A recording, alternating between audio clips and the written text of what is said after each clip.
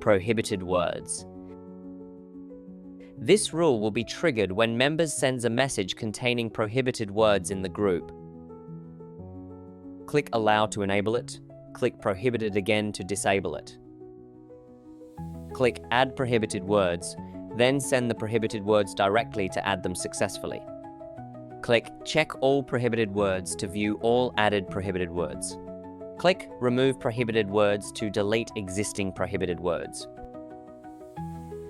Click back after configuration is complete.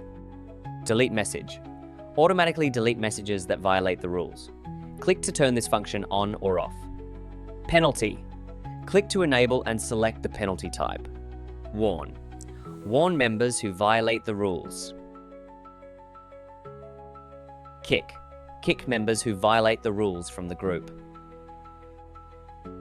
Penalty on second.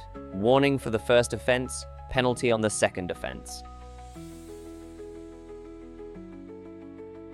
Mute. Mute members who violate the rules. Click Mute Duration to select the mute period. Supports the penalty on second offense option. Block. Ban members who violate the rules, which means removing them from the group and preventing them from rejoining. Supports the penalty on second offense option.